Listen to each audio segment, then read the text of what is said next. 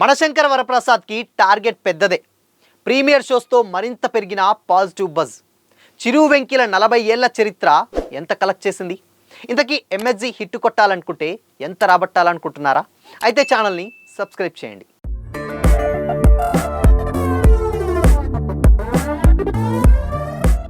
Hi hello, welcome to Disha TV.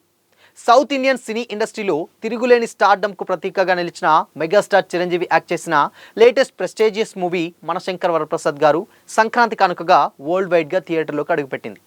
భారీ expectations మధ్య వచ్చినటువంటి ఈ మూవీని డైరెక్టర్ అనిల్ రావిపూడి పక్కా కమర్షియల్ ఫ్యామిలీ ఎంటర్టైనర్గా రూపొందించారు. మెగాస్టార్కు జోడీగా లేడీ సూపర్ స్టార్ నయనతార ప్రత్యేక క్యామియోలో వెంకటేష్ యాక్ట్ చేస్తుండటంతో సినిమాపై మరింత క్రేజ్ పెరిగింది. భారీ బడ్జెట్తో సాహు గారపటి అండ్ సుష్మిత కొణిదెల ఈ మూవీని నిర్మించారు. పక్కా ఫ్యామిలీ ఎంటర్టైన్మెంట్గా వచ్చినటువంటి ఈ మూవీకి సెన్సార్ నుంచి క్లీన్ యూబైఏ సర్టిఫికెట్ లభించింది. ఆదివారం రాత్రి జరిగినటువంటి ప్రీమియర్ షోలతోనే సినిమాకు పాజిటివ్ బజ్ మొదలైంది.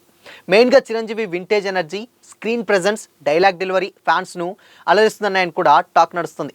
Anil Ravipudi mark comedy, family ఎమోషన్స్తో పాటు వెంకటేష్ క్యామియో సీన్స్ థియేటర్లలో అదిరిపోయే రెస్పాన్స్ తెచ్చుకుందంటున్నారు. రివ్యూలు కూడా చెబుతున్నారు చాలామంది. నయనతార క్యారెక్టర్కు మంచి వెయిటేజ్ ఉండడం ద్వారా కూడా సినిమాకు మంచి ప్లస్ అయిందంటున్నారు. మొత్తం మీద ఫ్యామిలీ ఆడియన్స్తో పాటు మెగా ఫ్యాన్స్ను టార్గెట్ చేసినటువంటి కంటెంట్ అని ప్రీమియర్ టాక్ స్పష్టం చేస్తుంది. ఇక ట్రేడ్ పరంగా చూస్తే 2 తెలుగు రాష్ట్రాల ప్రభుత్వాలు ప్రీమియర్ షోలు టికెట్ ధరల పెంపునకు గ్రీన్ సిగ్నల్ ఇవ్వడంతో అడ్వాన్స్ బుకింగ్స్ ఊపందుకున్నాయి. ప్రీమియర్ షోల టికెట్ ప్రైస్ను జీఎస్టీతో కలిపి 600గా నిర్ణయించారు. జనవరి 11న రాత్రి వివిధ టైమింగ్స్లో ప్రీమియర్ షోలు విజయవంతంగా నిర్వహించారు మేకర్స్. యుఎస్లో మార్కెట్ షో చూస్తే ఈ మూవీ ఇప్పటికే $1 మిలియన్ కలెక్షన్ చేరువగా ఉందని ట్రేడ్ వర్గాలు చెబుతున్నాయి. అడ్వాన్స్ బుకింగ్స్ ప్లస్ ప్రీమియర్స్ కలిపి తొలి రోజే అంటే ఇప్పటికే 30 కోట్లకు పైగా గ్రాస్ వసూలు సాధించినట్లు కూడా సమాచారం. ఇక థియేట్రికల్ బిజినెస్ విషయానికి వస్తే తెలుగు రాష్ట్రాల్లో ఈ సినిమా భారీ ట్రేడ్ నమోదు చేసింది. నైజాంలో 31 కోట్లు, రాయలసీమలో 18 కోట్లు, ఉత్తరాంధ్రలో 14 కోట్లు, గుంటూరులో 9 కోట్లు, తూర్పు గోదావరిలో 9.50 కోట్లు, పశ్చిమ గోదావరిలో 7.20 కోట్లు అండ్ ఇక కృష్ణా జిల్లాలో 7.25 కోట్లు, నెల్లూరులో 4.25 కోట్లకు థియేట్రికల్ రైట్స్ అమ్ముడయ్యాయి. అయితే ఈ లెక్కన ఏపీ తెలంగాణ మార్కెట్లలో మొత్తం 105 కోట్ల ప్రీ రిలీజ్ బిజినెస్ జరిగినట్లు కూడా ట్రేడ్ అంచనా. అయితే ఈ 2 తెలుగు రాష్ట్రాల్లో కూడా బ్రేక్ ఈవెన్ సాధించాలంటే సినిమా కనీసం 210 కోట్ల గ్రాస్ వసూలు సాధించాల్సి ఉంటుంది. అంటే తెలుగేతర కాకుండా ఈ రాష్ట్రాల్లోనే కాకుండా కర్ణాటక హక్కులు కూడా సుమారు 10 కోట్లు, ఇతర రాష్ట్రాల రైట్స్ కూడా 5 కోట్లుగా ట్రేడ్ జరిగింది. ఇండియా మొత్తంగా బ్రేక్ ఈవెన్ టార్గెట్ 240 కోట్ల గ్రాస్గా ట్రేడ్ వర్గాలు లెక్కిస్తున్నాయి. అయితే ఓవర్సీస్లో నార్త్ అమెరికా రైట్స్ సుమారు 20 కోట్లకు అమ్ముడయ్యాయని కూడా సమాచారం. అక్కడ డిస్ట్రిబ్యూటర్ లాభాల్లోకి రావాలంటే కనీసం $5 మిలియన్ కలెక్షన్స్ అవసరం. మొత్తం మీద వరల్డ్ వైడ్గా ఈ సినిమాకు సుమారు 140 కోట్ల వరకు ప్రీ రిలీజ్ ట్రేడ్ జరిగినట్లు కూడా ఇండస్ట్రీలో ప్రచారం ఉంది.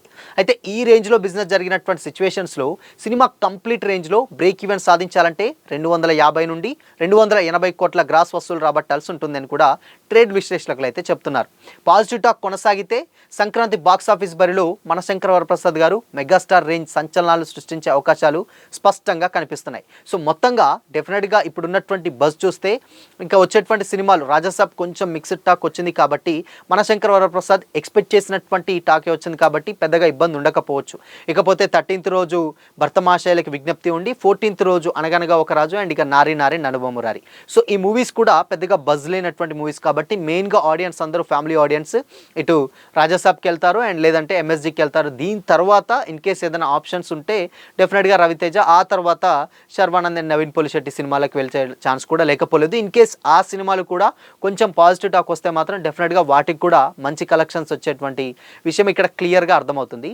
ఇక రాజాసాబ్ విషయానికి వచ్చినట్లయితే రాజాసాబ్ ఆల్రెడీ ఉన్నటువంటి 3 గంటల 9 నిమిషాలు ఉన్నటువంటి డ్యూరేషన్ని కొంచెం ట్రిమ్ చేసి ప్రభాస్ ఓల్డ్ లుక్స్ ఏదైతే ఉన్నాయో అవి యాడ్ చేస్తున్నారు కాబట్టి మరింత మంది కొంచెం మంది అక్కడికి వెళ్ళే ఛాన్సెస్ కూడా లేకపోలేదు. ఇంకొంచెం మంది ఏమంటున్నారంటే ఇదేదో ఈ సీన్స్ కొంచెం ముందే పెట్టుంటే సినిమాకి ఇంకా మంచి పాజిటివ్ బజ్ ఉండేది కదా, అనవసరంగా ట్రిమ్ చేశారు, ఇప్పుడు మళ్ళీ యాడ్ చేశారు అని కూడా కొంతమంది అంటున్నారు. బట్ ఏదేమైనప్పటికీ కూడా మెగాస్టార్ చరిత్రలో ఇలాంటి బిజినెస్ నిజంగా ఒక ఆశ్చర్యం కలిగించే విషయమనే చెప్పాలి. ఇప్పటి వరకు కూడా ఈ రేంజ్లో బిజినెస్ ఎప్పుడూ కాలేదు. బట్ అయినా కానీ ఫస్ట్ డేనే మంచి ఓపెనింగ్స్ అండ్ టాక్ కూడా మంచిగా రావడం, ఎక్స్పెక్ట్ చేసినటువంటి అంచనాలని డెఫినెట్గా మ్యాచ్ చేయడం, దానికి తోడు వెంకీ క్యామియో ఇవన్నీ కూడా కలిపి డెఫినెట్గా అంటే వింటేజ్ చిరు ఈజ్ బ్యాక్ అని చెప్పడానికి కూడా పర్ఫెక్ట్గా మనశంకర వరప్రసాద్ గారిలో చిరంజీవి చూసిన ప్రతి ఒక్క ఫ్యాన్ కూడా అంటున్నారనమాట. అంటే అటు చిరు మార్క్ ఏదైతే ఇన్ని రోజులు మిస్ అయిందో, ఈవెన్ ఘరానా మొగుడు, రౌడీ అల్లుడు అండ్ దాని తర్వాత జై చిరంజీవ అండ్ మెయిన్గా అన్నయ్య లాంటి టైమింగ్ టైమింగ్స్ ఉంటుంది, ఒక కామెడీ టైమింగ్. ఆ టైమింగ్ అంతా కూడా ఇప్పుడు డెఫినెట్గా మనశంకర్ వరప్రసాద్లో డెఫినెట్గా మనం టైం మిషన్ వెనక్కి వెళ్ళి అప్పుడైతే ఎలాంటి చిరుని చూసాం ఇప్పుడు కూడా మళ్ళీ అలానే చూసామని కూడా చాలామంది ఫ్యాన్స్ అయితే కామెంట్ చేస్తున్నారు. బట్ ఏదేమైనా కానీ డెఫినెట్గా ఎక్స్పెక్ట్ చేసినటువంటి రేంజ్ అంచనాలను అందుకొని పండగ రేసులో ఒక గట్టి పోటీ ఇచ్చేటువంటి సినిమాగా మనశంకర్ వరప్రసాద్ గారు తిష్టేసుకొస్తుందని చెప్పడంలో కూడా ఎలాంటి డౌట్ లేదు. ఇక రాజాసాబ్కి మంచి కలెక్షన్స్ ఉన్నాయి, ఇటు ఎంఎస్జికి కూడా కొంచెం పెరిగే ఛాన్స్ లేకపోలేదు. ఇక రేపు రాబోయేటువంటి 3 సినిమాలు బిఎన్డబ్ల్యూ భర్తమాశైలకు విజ్ఞప్తి, నవీన్ పొలిశెట్టి అనగనగా ఒక రాజు, అండ్ దాని తర్వాత శర్వానంద్ నారీ నారీ నడుమ మురారి, ఈ 3 సినిమాలు కూడా ఇక వాటి రిజల్ట్ని బట్టి సంక్రాంతి విన్నర్ ఎవరు అనేది ఇంకొక 1 డేలో అయితే కంప్లీట్గా తెలిసిపోతుంది అనమాట. సో చూడాలి, అన్నిట్లలో మేజర్గా అయితే ఎంఎస్జికి ఉండే ఛాన్సెస్ లేకపోలేదు. దాని తర్వాత రాజాసాబ్ ఆ టైప్లో వస్తాయి. బట్ ఈ కంటెంట్ కూడా కంప్లీట్గా ఫ్యామిలీ కంటెంటే, అందరూ కూడా ఫ్యామిలీ ఆడియన్స్ని టార్గెట్ చేస్తూనే పండగ బరిలో దిగారు కాబట్టి ఎవరు విన్ అవుతారో ఏంటో తెలియాలంటే మాత్రం ఇంకొక 1 డే మాత్రం డెఫినెట్గా వెయిట్ చేయాల్సిందే. సో మరి ఈ అన్ని సినిమాలు ఇప్పటివరకు వచ్చినటువంటి ఎంఎస్జీఆర్ రాజాసాబ్లో, సో మరి రాజాసాబ్ డెఫినెట్గా కొంచెం మిక్స్డ్ టాక్ వచ్చింది, కానీ ఎంఎస్జీ చూసారా, చూస్తే మీకేమనిపించింది? అండ్ వింటేజ్ లుక్స్ అని కూడా చాలామంది అంటున్నారు. మరి మీ ఒపీనియన్ని కామెంట్ చేసి చెప్పండి. అలాగే ఇలాంటి మరిన్ని అప్డేట్స్ కోసం ఛానల్ని లైక్ చేయండి, షేర్ చేయండి, సబ్స్క్రైబ్ చేయండి.